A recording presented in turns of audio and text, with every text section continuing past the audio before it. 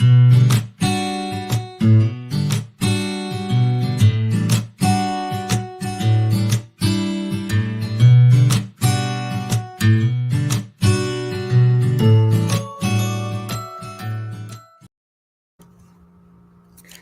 everybody. Welcome to our interview tonight with Alex White. We're here to discuss their latest book, August Kitko and the Mechas from Space. It just came out on Tuesday, the 12th. It's the start of a new trilogy, right? Is there anything you can tell us about the trilogy? Well, it's going to be a 3-book trilogy. So, and I can also tell you that I aim to drastically change the ground game in every single book. Ooh. So. That's cool. I don't think I can give any more details than that on that one. But. Yeah, that makes sense. How would you describe your first book? So sort of fun-loving, but also a little bit surprisingly real. Or at least I tried to be. I wanted to have characters who were free in really interesting and exciting ways, and sort of constrained by life in ways that I think that will really resonate with people. Mm-hmm. But yeah, I mean, it's robots and romance in the sparkle future. I mean, it's very Star Trek era technology. Mm-hmm. So. Yeah, for a book being about kind of the end of the world, it felt like very hopeful to me. Like there was a lot of positive aspects of it, maybe partly because of the humor of the voice. But also just, for one thing, it's set like 600 something years in the future. Right. And it, because it's set that far in the future, it means we've made it that far in the future. So that's kind very of hopeful. Optimistic, right. So even just that basic premise starts off on a high note. Yeah, that's fair. That's fair. I mean, it is 5 minutes before the end of humanity. Yeah. But as they say at one point in the book, at least this time it wasn't us causing it. Right. Right. Kind of. But yeah, speaking of high notes, so the book revolves around a jazz pianist, mm-hmm. And also a pop star, mm-hmm. And the other heroes are also musicians. I think when we interviewed you before, you were in front of a keyboard. Yes. So do you play some instruments? I do play some instruments. I play guitar and piano, and I love electronic music. So I have a whole lot of bleep bloop devices. I'm mm-hmm. really into synthesizers. I have waveform tattoos on my arms. Kind of hard to see, but so I really love synthesizers. So, okay. Yeah, and actually I started practicing piano seriously because I sort of would just this on a piano for a long time. I started practicing seriously when I got this book deal and the Star Trek book deal at the same time, because Duran from Star Trek is a pianist as well. And so I was like, I really want to figure out the pianist mindset if I can. So I took a couple more lessons, and I'm not terrible. Okay, so the book influenced you becoming a musician more so than being a musician influenced you to write the book? Oh, definitely not. I was always a musician, but okay. I was not a good pianist. And so I was like, I would like to learn more about piano. I know, I'll write a book about it. Here's the fun thing about being an author is that you can write off any hobby mm-hmm. that you want as research. Anything that you want to say as research is. So if you want to keep bees, just make sure you write a beekeeper. That's a good policy. But yeah, so what research did you do for this book?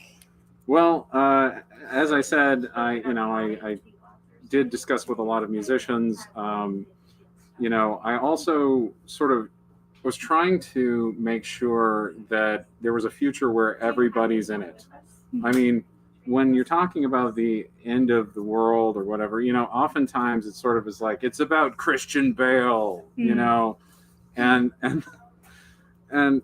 that's not really accurate. And when we think about like colonies, for example, a lot of American science fiction has a lot of American colonies. Mm-hmm.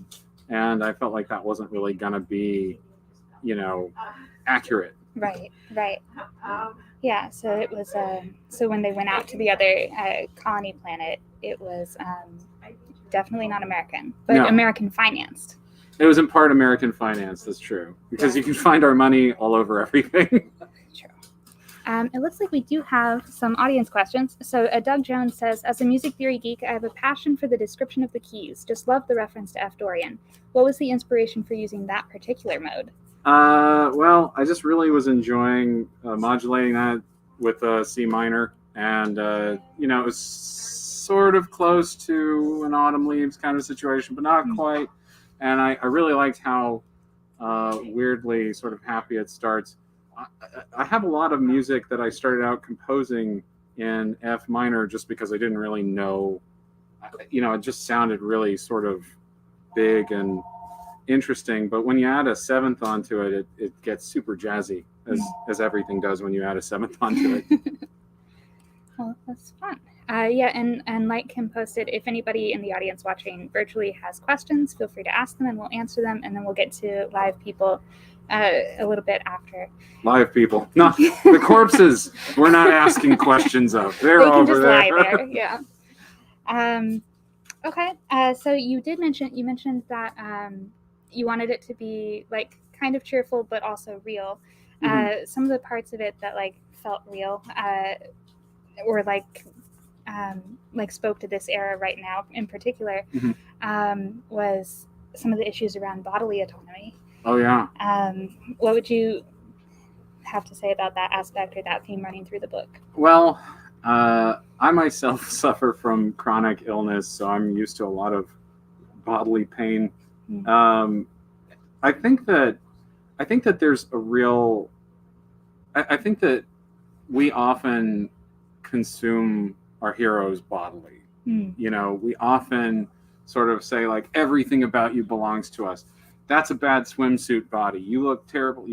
We sort of do that, and we have an even larger tendency to do that to people who fall outside of the gender and sexuality binaries.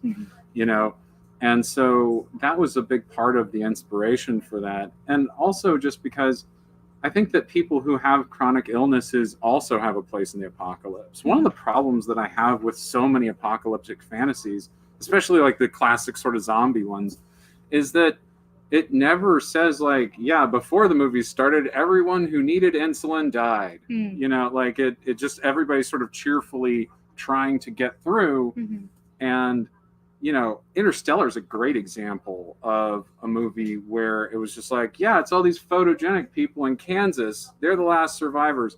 We're going to ignore everything that happened to the rest of the planet. And I felt that was really, I don't know. I feel like everybody deserves a place in the future, even if the future is terrifying. Right. Yeah. So, yeah. Yeah. And you mentioned consuming heroes. So there's both like the saving the world heroes, and then there's like pop star heroes. So at the beginning of the book, there's Ardent Violet. Well, all throughout the book, but Ardent Violet is a pop star. So that also falls into the kind of like consumption. Every move is watched. Everybody is like looking for every detail that they do. So I like that you kind of had those parallels of the person who was already experiencing that, and then this character coming in who gets to experience it anew. Yes, I definitely wanted to have a big stark contrast between somebody who is terrified of attention and somebody who loves attention, and to show also how, even for somebody like a pop star, that dream can go too far, and that again, you sort of become consumed by everything. Right. I did enjoy one of the moments where even though Gus is like working on saving the world, when people meet him, they're still like, "You're dating Ardent Violet. This is the most important thing about you." Right. But yeah, that was a fun moment. Right. Gus is Ardent's boyfriend, and that's how famous Gus is. Yes. It looks like there are some more questions here. So Maggie Ryder says, what was the most difficult creative decision you had to make writing this one? So difficult as in hard to figure out. I'm going to take it that way. Sure. So when we were first talking about this with my agent and I were talking about this with the publisher. The publisher said, "Oh, we love the Salvagers. We love the best thing about the Salvagers for us was the robot friends. You know, we really want to have robot friends." And I'd been writing Alien at the time a whole lot, and in Alien, there are all these like sentient android people who have feelings, and like they just get ordered around all the time. And I thought, you know, this seems like a really incorrect relationship to model. You know, I'm not going to go as far and be as droll as the robot rights debate. Like there are real problems with AI that we should talk about now. And none of them have to do with whether or not we should treat it like a person. But at the same time, I felt that the unequal relationship means you can't be friends with that, you know, if you're just telling it what to do. And so I brought this up to my agent's attention, or I brought this to everybody's attention on the call, and then my agent goes, "Well, giant robots don't have to listen to anyone." And I was like, "That's true. Don't talk anymore. Do not talk anymore. I'm going to do the rest of the story myself." I have a real prohibition against taking story tips from people. I do not understand why people plagiarize. I am such a control freak. But yeah, that's fun. Speaking of creative process, you've been in here before and were talking to me about the tarot cards and how you use them to like kind of form the arcs of the characters. Could you talk about how you use those in this story? So I did not use tarot cards in this story. Okay. I actually change my planning method every single book. Oh yeah? Depending on what I'm doing and why. I do really enjoy using tarot for book sort of ideation. I'd originally gotten this this thing called the Story Engine, which is a pretty well-known ideation system, and it was good, but like every single thing, I just got like no signal off of it, you know. And it wasn't that I couldn't write the ideas; it was that they were sort of pre-written. I don't know how else to put it. And with tarot, there's so much like room for interpretation that it just leaves you open a lot more, I feel. But that's also me. And I think that the other thing is that that's crafted around a journey, whereas something like the Story Engine is very much crafted around like noun, verb, adjective, you know? So, yeah. So if you didn't use tarot for this one, what did you use? Oh, okay. So this one was planned like in a hotel room in Birmingham over like 3 or 4 nights. They wanted a pitch and I got it for them. But at the same time, like the second one, I very much have been doing sort of my more traditional product discovery. So by day I work with a lot of Silicon Valley companies, helping discover products. It's not very cool, but at the same time, you can use a lot of those techniques that you use in user experience to write good books, because it's all about experience. It's all about emotional modulation, you know. And so, how do you move people from one emotional state to the next, to the next, to the next? And like with a book, you don't want it to be just, oh, it's all happy, you know, like it's sadder if we were just happy 5 seconds ago, which is why, you know, somebody can be a leaf on the wind, and you know. So you know, that is I mean, I found that one a little cheap myself, but there are lots of ways to do that, I think, really well. And I think that, again, you're trying to contrast those flavors in a way that's complementary. So, yeah. And in an end of the world book where it starts out with like 3/4 of humanity being wiped off the earth, it's kind of hard after that for the lives to like have as much meaning sometimes. Did you struggle with that? So interestingly enough, like I never thought that I would write a book like this, but this is actually kind of an existentialist book. You know, the thing is that our lives are full of forces that we can't personally confront, like climate change or Vladimir Putin, you know, where it's just like, I would love to have a boss fight where I win, and then we all, oh, yay, climate change, you did it, you know, like, we can't even get people to wear masks, Mhm. you know. And so, and when you're queer, I mean, there's or marginalized in other ways, there's an additional layer of extra forces that you can't help. You know, somebody wants to kill you because you want to wear a dress or something, you know, where it's like, why? I don't know. Mhm. But I'm not going to be able to change that. So I need to I mean, maybe I would love to change that, Right. but I need to find a way to live a meaningful life within that. And people whose lives have earlier expiration dates on them, you know, my people who have things like multiple sclerosis, you know, they need to be able to see themselves as meaningful as well. And unfortunately, I think that a lot of fiction is really like about the end. Mm. You know, it's like, oh, if you're terminally ill, then that's all we can handle. You know, like that's your whole thing. You know, and it's like, well, what meaningful decisions can you make in a world where you can't actually affect much? You know, these people aren't pilots, they're conduits. Mhm. They're just fuses in a relay. You know, like they don't matter in a lot of ways, but their lives matter deeply to them. Mhm. And so, you know, sort of trying to put a normal set of people trying to have a huge relationship against this backdrop of like, you know, mayhem. Mhm. So, Yeah. Well, I think you did a really good job of oh, that. thank you. And I think we can maybe open up to audience questions if any of you guys have something you'd like to ask Alex. Yes. Any audience questions? Hi, audience. I can keep going if we want. Yeah, we can keep going. Well, let's do a couple more. Okay. Maybe it'll spark something in our audience. Yeah, I had a question or a note about when the Vanguard talks to Gus. It kind of works the same as exposition.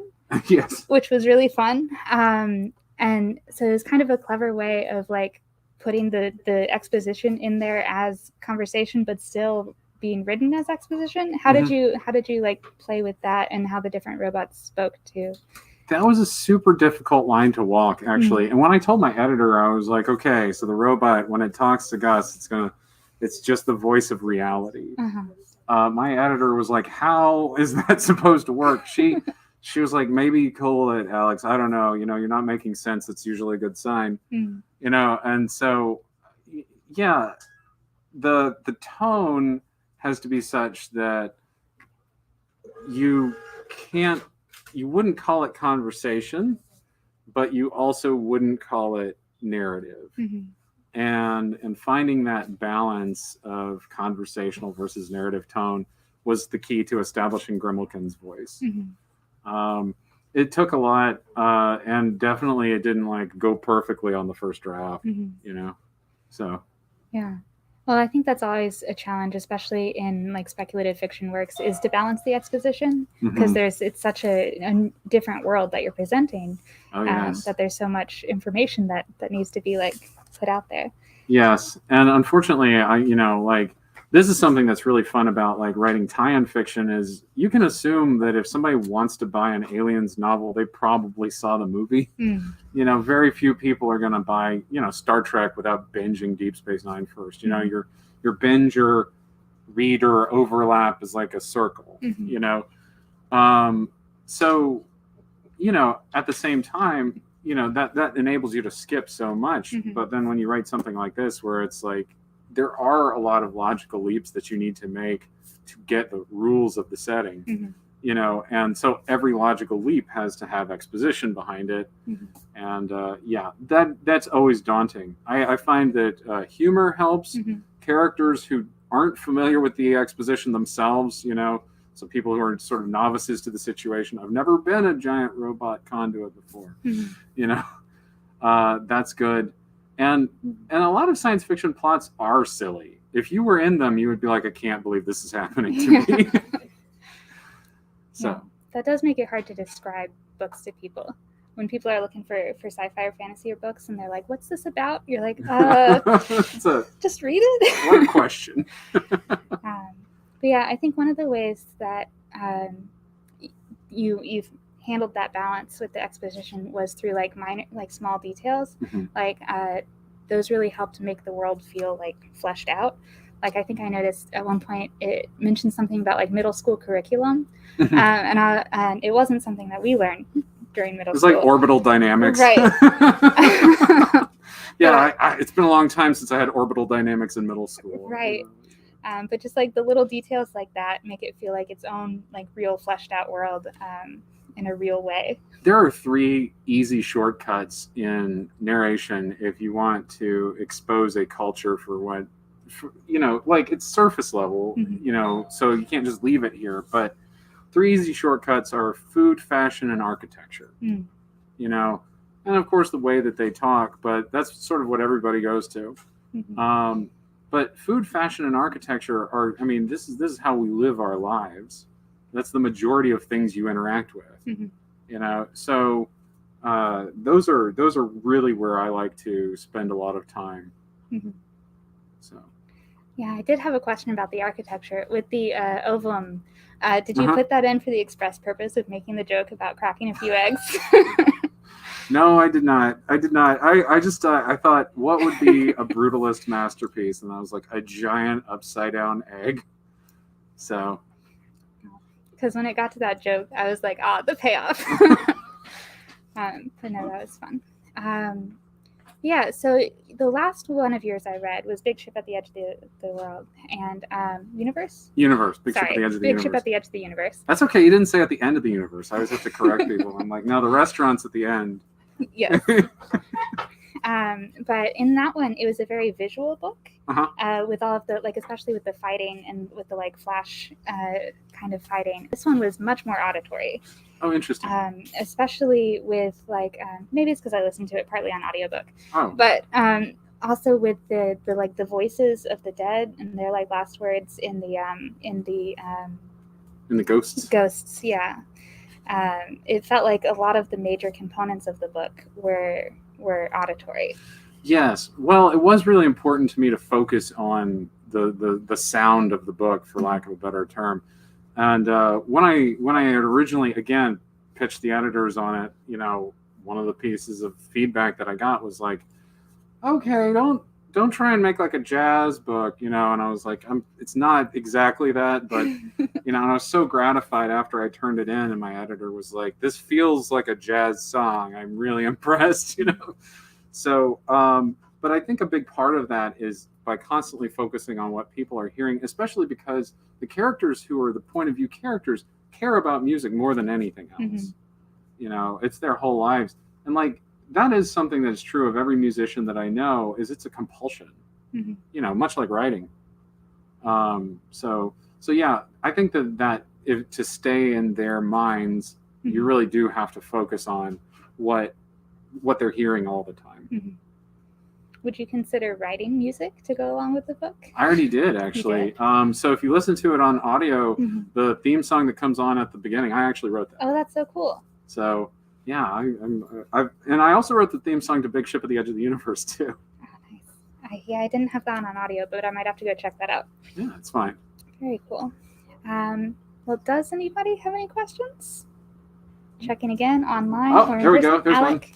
one. What's your 5 sci-fi books you think everyone should read? What are my 5 sci-fi books I think everyone should read? Oh no! Whenever somebody asks me a question like that, I'm always like, I don't know. Yeah, exactly. Just pick mine. Trilogy is 3 of them. Yeah, exactly. Well, because the problem is that a lot of the things that I think of, like I don't think you should necessarily. Sure, go read Dune if you need to, but read contemporary stuff. Honestly, I think books like. I'm just totally drawing a blank. Whenever somebody asks me to recommend books, I just draw a blank. I really appreciate a lot of the ingenuity that I've seen in the last 5 years in science fiction. Books like Escaping Exodus or Ten Low, which are, just really surprising, interesting perspectives about surprising, interesting places. And, you should absolutely just get out there and sort of read widely. I don't know if I would even, it's hard to recommend books like that, It's sort of like whenever you ask a contractor, who would you recommend to do my drywall? And they're like, I don't ever recommend contractors. Are you kidding? So yeah, I don't know. I don't even know if I could give you a top one. Mm. What's your favorite book you've read this year? Oh, my favorite book that I've read this year. This is going to sound terrible, but I really actually enjoyed Pandemonium, An Illustrated History of Demonology. I thought it was really cool. It was sort of a surprising deep dive into a lot of the myths and given a lot of interesting historical political context of the poetics involved and why these sorts of things might be parody, or they might be social ritual, or they might be actually from religion, So really interesting, really interesting stuff. That was probably my favorite thing that I read this year. And there's a question virtually which ties into this, which is, are there any films, TV, books, etc. that influenced this book that may not be obvious to the reader? If you've seen things like Evangelion, that'll be pretty obvious to the reader. There's definitely a lot of anime in here. I try not to make it so, because that's very much its own medium. It belongs in its own way. I don't want to do that. I want to do something that feels like that, sort of, So certainly, there's that, Pacific Rim, of course, and going back far enough, though, the first obsession I ever had with giant mecha was Robot Jocks. I saw that in a hotel room in Orlando, and it changed my whole life as a child. Close Encounters of the Third Kind as well. Sort of the idea that we could, communicate with alien lives through music, and also Contact, the Carl Sagan thing, because they used math, and music is just math magic, So, yeah. Okay. And Kim asked, "What are you reading now?" What am I reading now? Oh shoot, what am I reading now? No, I'm reading Alien Inferno's Fall, which is another Alien tie-in novel. By Pip Valentine and Clara Chaudia. And it's about a bunch of minors, like minors, not like children. There are some minors in it, but it's about a bunch of minors. And I don't want to spoil it, but the aliens get out and attack everyone. But it's really great because it has, everybody loves the sort of blue collar alien casts, and I think that choosing to set it in a mine, especially in a mine in sort of communist UPP, the Union of Progressive Peoples, was a really interesting set of choices. And I think that they're bringing a lot of, again, new, interesting, exciting perspectives. It's not just sort of. I mean, I love Ripley, but leave her alone. She's been through enough. Kim also asks, "What's next for you? Can you tell us about your next project?" So right now I'm working on the sequel to this. I can't, I haven't been given the go-ahead to release the title, but I got the title approved. Yay. And that's what matters. But yeah, the end of this book sort of sets up a major, I wouldn't say it's a cliffhanger, because I always want you to have a whole story. I never want you to be like, I don't want to get you while you're 100% into it. I want you to feel satisfied, like you could go to bed. Also, you would like to buy the next one. Right. That second part's really critical. But yeah, I'd say about a third of the way through it. And there's a huge amount of world building that had to be done for it. And it really opens up a lot of doors in the second one, in the very beginning of the second one. And so if you felt off balance at the beginning of this one, great. You'll feel the same at the beginning of the second one. It's exactly what I want too. I like to introduce people to the world in a very controlled way. Like, you're in a room and you don't know anything about the room. Okay, Now I know a little bit more. I know a little bit more. I know a little bit more. And then here's why it all matters, you know. And so to kind of create lots of new possibilities, the second one is really wide open. So really excited about that. Awesome. Yeah. Well, are there any more questions? Okay. Then would you like to read some? I would love to read. Sure, absolutely. Do you want to step away? I can take off my mask. Absolutely. You may have Sage. You're gonna. One more question, online question. Oh, one more online question. How much control do you have over titles and cover art? Because this cover is fantastic. Okay, so the answer is a tenuous amount, depending on how much clout I had at the time. So to give you a good example, so A Big Ship at the Edge of the Universe and this book were both not titled by me.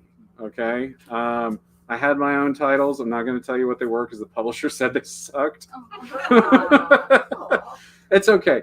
Once they give me sort of like, this is what we're thinking of using for, because the problem is, like, you can say like, okay, well, I wrote it. I know what it's about. I know what it should be titled. But you don't know how they're going to market it, and you don't know how the audience is going to receive that. And so if your marketing is out of step with your title, it's not good that you came up with your own title. You should have left it to the publisher. You know, now, at the same time, you know, if I'd have said, hell no, I hate the name August Kitko and the Mechas from Space, I'm not going for it at all, then they would have given me other titles to choose from, or they would have let me go back to the drawing board. I know some people who go back and forth for hundreds of titles with this particular publisher. Now, at the same time, I titled the Alien books, both of them first try, no problem. I accidentally titled the Star Trek book Revenant. It was originally codenamed Revenant. They were like, that's great. You know? And I was like, I wanted to put some more thought into that, but thank you for going ahead and announcing it. You know? And then, of course, every title after this, once they give me sort of what they're thinking, I can riff on it pretty well. As far as how much control I have over the covers, I don't really get to say a whole lot. I mean, you can say, I hate it, you know, and they'll try to work with that. In this particular case, though, the art director knows me very well, knows that I'm a designer by trade, and so has acquiesced and let me be a big part of the cover in terms of just approvals and things like that. Though I will tell you that when they presented it to me over at Orbit, they were just shaking with joy in a way that I was never going to say no. I couldn't. And it is great. It is great. If you look very closely, there's a David Bowie lightning bolt on the robot in the background, and I really appreciate that. So I should start reading, I think. Is that okay? Anybody have any more questions? No? Awesome. So this is from the beginning of the book. I'm just going to start at the beginning because I like to start at the beginning myself. I actually, if I could, I would have you just start reading one of my books and never even read the back matter. Like, I can't tell you to do that. That's asking for a whole lot of trust. So, like, I get it. But at the same time, if I had my way, you would not even know anything about the book when you started it. You might know it's like an alien book or something, you know? So, all right. Chapter 1, Our Final Hour. August Kitko doesn't want to see the end of the world, which should be any minute now. He leans over the stone railing and gauges the distance to the jutting pediment of the cliff face below. A couple of sharp rocks poke up from beneath the choppy surf to say hi. We're here for you, buddy. Comfortable and quick. Gus grimaces and waves back at them. He stands at the very edge of Lord Elisa Yamazaki's estate, one of the few dozen lucky guests brought in for this momentous occasion. Behind Gus lies the famed electric orchard, full of algae-spliced fruit trees, cherry luxes, and pear shines. They waver in the night like old diodes, dropping off in places when the breeze rustles them too much. Over the course of hours, their inner lights will fade, and they'll lie upon the grass, gray as a stone. The taste is ultimately underwhelming. It's a glowing pear. It doesn't have to be good. Gus was drawn to this place by the long stone wall with crystal lanterns, the cliffside overlook, and the patch of soft synth grass. This part of the estate has probably stood since the Middle Ages, though the lanterns are obviously new, concentrated vials of the spliced algae Plantus glow name. Gus missed the taxonomy twice when the Lord gave everyone the tour and was too embarrassed to ask for a third repetition. As final resting places go, this one won't be so bad. The estate has a commanding view of the eastern rise, so he gets the best sunset he's ever experienced. Monaco's slice of the Mediterranean glitters in the moonlight like no other gem. The city is 1,000 icicles jutting up from craggy mountainsides, lining the hills all the way down to the artificial land extensions in the harbor. The Nouvelle Causeway stretches seaward, a big tube atop massive struts, its iconic boxy apartments encrusting its underside like ancient pixels. The Casino de Monte Carlo's searchlights are on full blast in La Condamine district by the harbor, because of course there's the type of person who wants to spend this once-in-a-lifetime night gambling. Gus wonders, why is anyone hanging around to take their money? Superport Hercule, stretching between Monaco's two artificial mountains, is a relic of another era when single-terrain vehicles were much more common. Rich people still hang on to their water-based yachts, and rows of white boats nestle into slips like suckling piglets. Beyond these exotic antiques, a long expanse of water lily landing pads remains dark, the unused starport. Towering craft loom in the evening, engines cold. The last ship from Earth launched 3 years prior. No one else dares, not with the veil across the galaxy. Gus blinks at the waves. The fall is going to kill him either way, but for some reason, he'd rather hit the water than the rocks. It mostly comes down to a choice of who gets to eat him, the seagulls or the marine life. And seagulls are assholes. Gus needs to wrap things up. He doesn't want to be here when they arrive. He'd once been a bit more single-minded in his suicidal ideation, and he finds this last-minute attachment to survival annoying. It seems unfair that life could get so fun right before the end. He'd forgotten the taste of good times, and a dram of happiness has made him too exhausted to complete his morbid task. If only Gus can make himself climb onto the railing, he knows he can take the next step. Other bon vivants cavort nearby, drinks in hand, some clumsily pawing all over one another. Gus straightens up and stares wistfully at the sea. He can't be seen moping like he's about to jump. They might try and stop him, and then they'd all waste their last few minutes of life trying to calm him down. Or maybe they'd actually let him do it. Then he'd spend his final second offended with them. Perhaps instead, Gus could go to his rock star lover, apologize to them, and pull them in close for the literal kiss to end all kisses, except Ardent Violet is on the veranda holding court for their adoring public. People and holograms no doubt sit rapt before them, listening to some captivating speech. Ardent isn't about to even talk to Gus, much less peel himself away from a scintillating evening of compliments and basking. Not after Gus screwed everything up. The drunken revelers flop down on the nearby grass to step up their make-out game, hands going for buttons and clasps. Another team of horny fools joins the fray, giggling and gasping. Maybe Gus's cold stare will shrivel their resolve. They don't even slow down. There must be somewhere Gus can find a blissful moment of peace.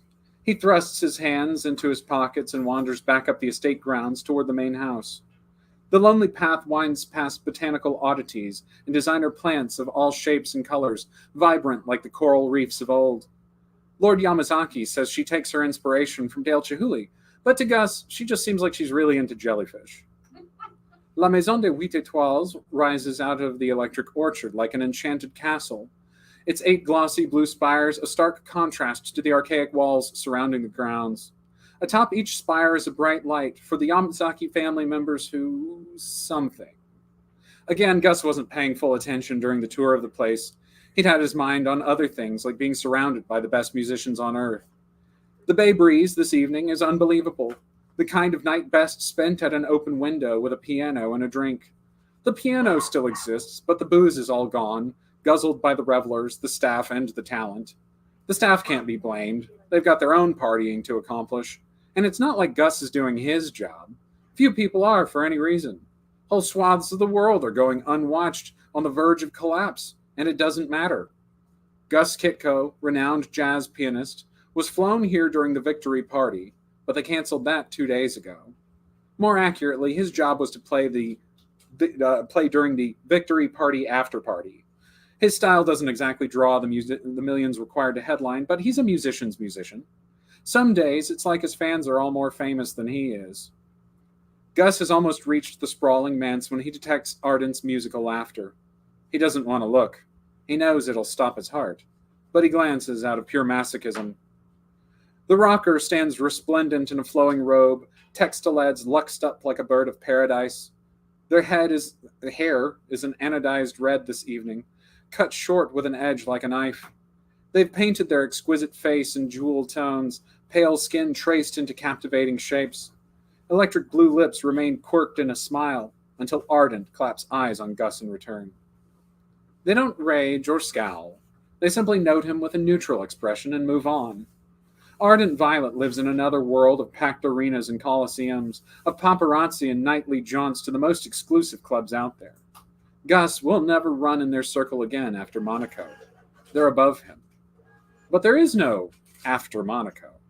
Every last person dies here tonight, even the beautiful, fabulous Ardent Violet. Yup, looking was a bad choice. As it turns out, Gus won't have to feel bad for much longer. A pale streak bisects the sky, a superluminal break burn and the crackle of lightning.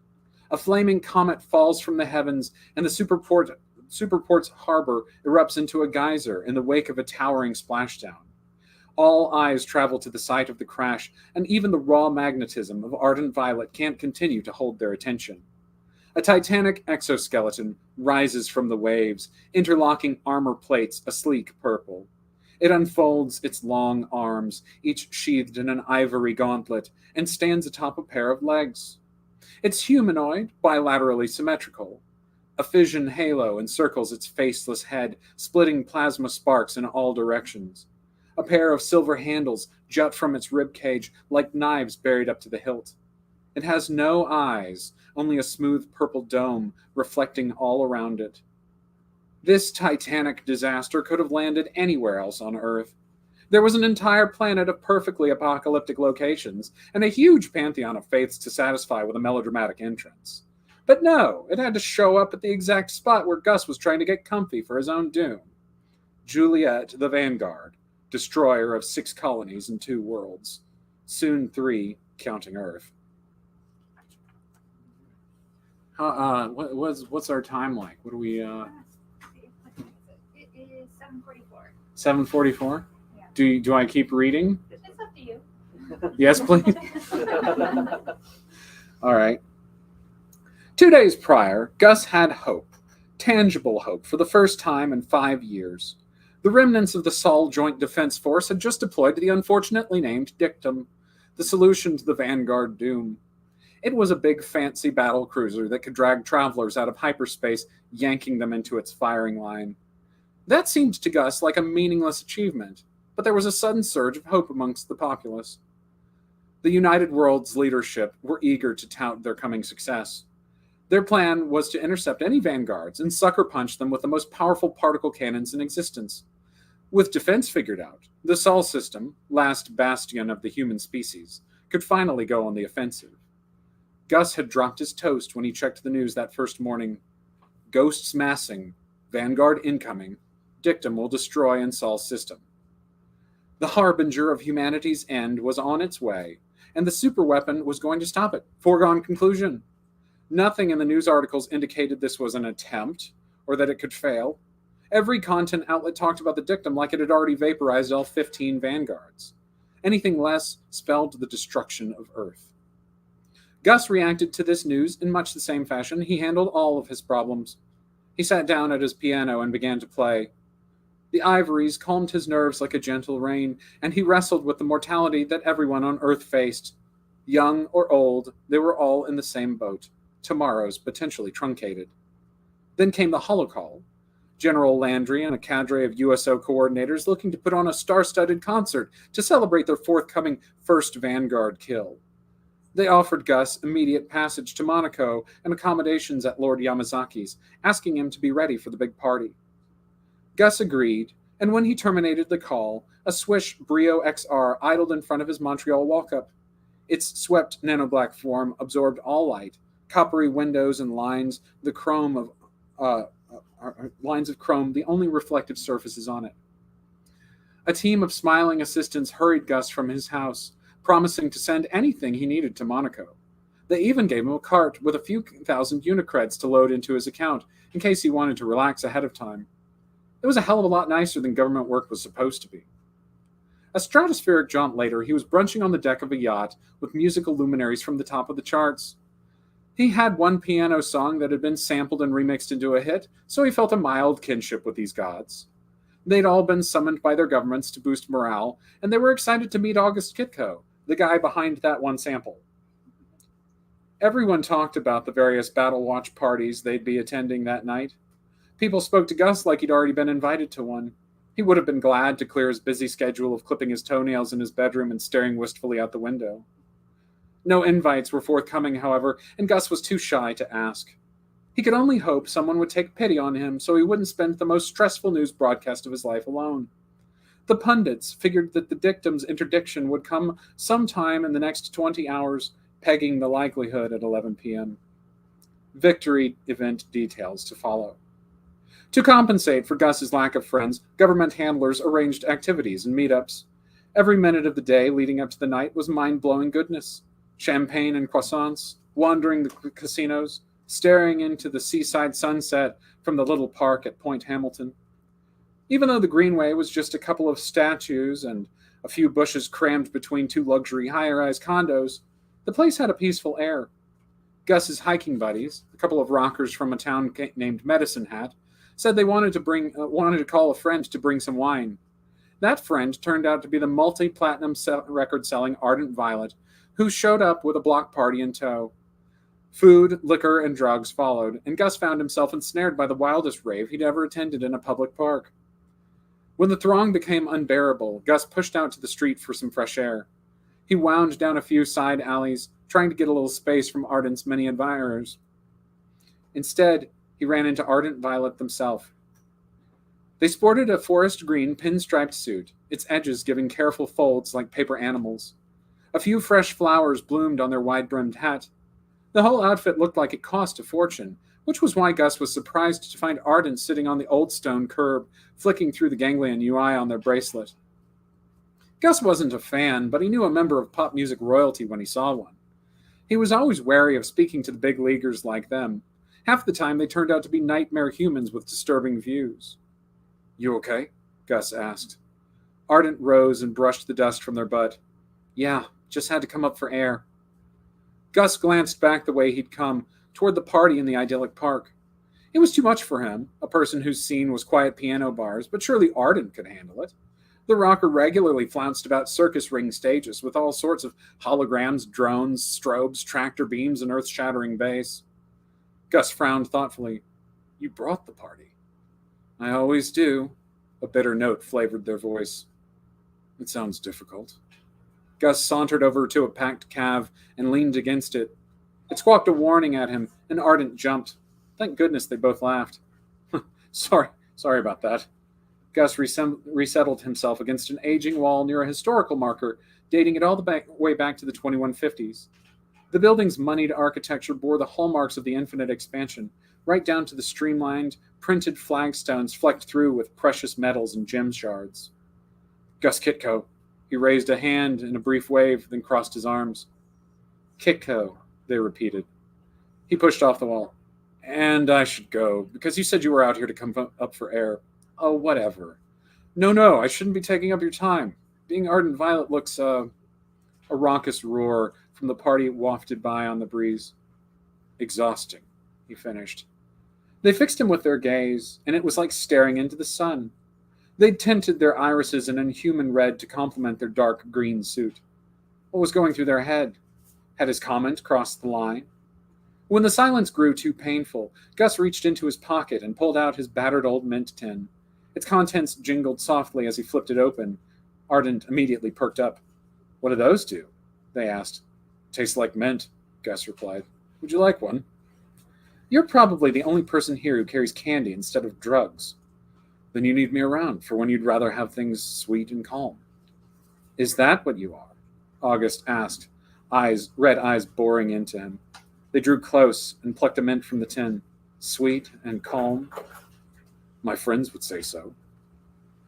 Ardent cupped the candy in their gloved hand and keyed their gang UI. They closed their fingers around it and the glove flashed inside, a chemical analysis. No offense, Ardent said. I'm a target for kidnappers. None taken. Sorry you have to deal with that stuff. Ardent popped the mint into their mouth, and Gus took one of his own, savoring the evolving fizz of classical molecular gastronomy, the flowing spearmint of spearmint tendrils in his mouth. Ardent let out a happy sigh, resting their hands on their hips to stare down the hill. Pretty good mint. Straight from Old Town Montreal, local delicacy. Really? No, we'll have them at Trudeau. What kind of town would have a local delicacy like that? Ardent let out a short laugh. You're proud of poutine. Where are you from? Atlanta, they said, and he could almost pick out the accent. Ah, biscuits, Gus said. So simple, yet so perfect. Ardent cocked an eyebrow. You need to get in the kitchen if you think biscuits are simple. A few of the celebrants from the park made their way around the corners, screaming, Ardent! The moment they saw their leader. Gus had fans too, but they mostly held listening teleparties and talked about whether a 7th or a 9th was a more appropriate resolution to the end of Guy Keats's Too Blue a Bird. Teleparties were easily escaped. Real parties could hunt one down, as this crowd did to the unfortunate Ardent Violet. You're coming, right? To the Prince's tonight? Ardent asked. Secret military watch party? I don't think I've got an invite. I'm your invite. Oh, I would love that. How will I get in if we're separated? You won't. Better hang on to me, Kitty Kitko.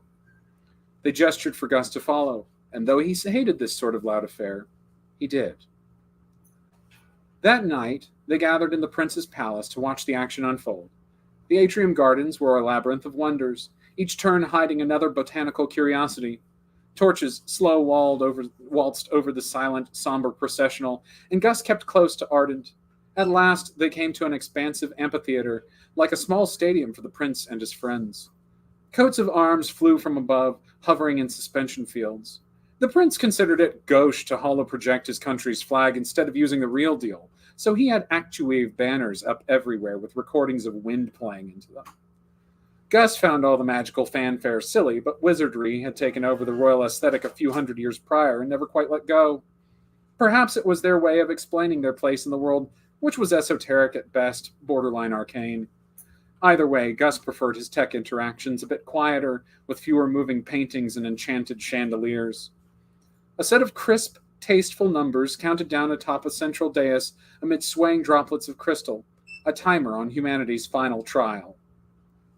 Gus settled into his fluffy polyform chair, happy the Prince was a man of comforts.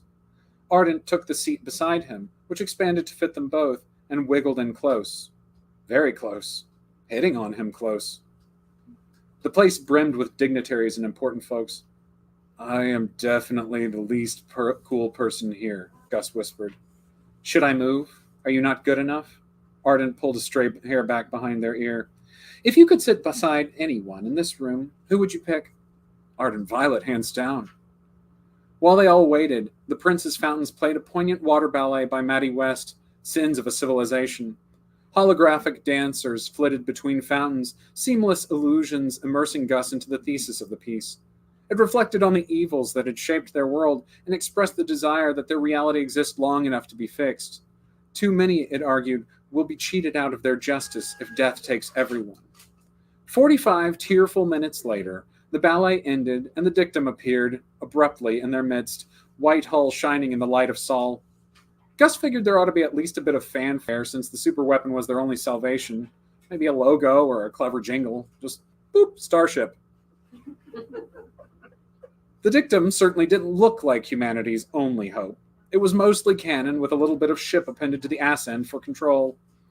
A couple of engines salvaged from the remains of the wrecked fleet provided propulsion, and it was escorted by Salt Joint Defense Force ships, more appropriate for towing and rescue than countermeasures. But it was humanity's verdict, one way or another, so they all looked on in reverence. Ardent's fingers found their way into Gus's in the cool night air. They leaned in even more as they rubbed a thumb over his knuckle. Perhaps, after 5 years of watching humanity crash and burn across the galaxy, this day would be the start of Gus's renaissance.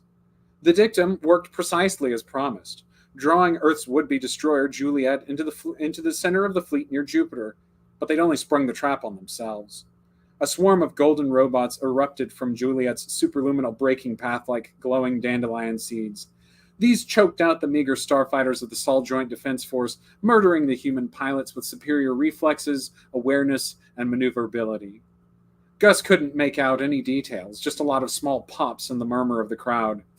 Juliet blasted out of the kill zone like an avenging angel, slicing up Earth's dreadnoughts with its glowing whips.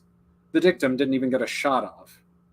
The Vanguard and its gilded ghosts took 1 minute and 38 seconds to finish everyone, saving the observing ships for last. It would take some time for the Vanguard's folding reactor to recharge, but after that, Earth was finished. When Gus understood, he looked to Ardent. Every other eye in the crowd remained fixed on the holoprojectors, but he was curious. He wanted to know what the most beautiful person he'd ever met looked like in this singular moment. The whites of their eyes had gone pink as cherry blossoms, and tears spilled over their pale cheeks. The smooth lines of Ardent's otherworldly mask of makeup glowed faintly in the dim light, contorted into an awkward rage. They pulled a handkerchief out of some hidden pocket and dabbed their eyes and nose. It came away with the luminance of their highlighter. "I'm going to bed," Ardent whispered, gaze falling to the ground. Gus nodded. Will you please take me there?" Gus nodded again. "I'm going to leave it there, kids."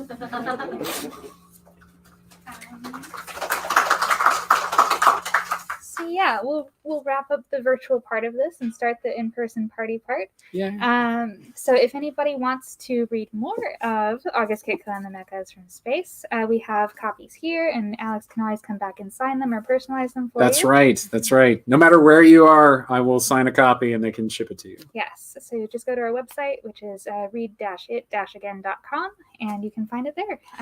Do you ship internationally? Yes, Kim says yes. There's a big thumbs up. I get this question a lot about y'all, so... So I guess we do. There you go. Nice. Okay. And Doug Jones says thank you. Thanks, Doug. Everybody have a good night, and we'll see you next time. Bye.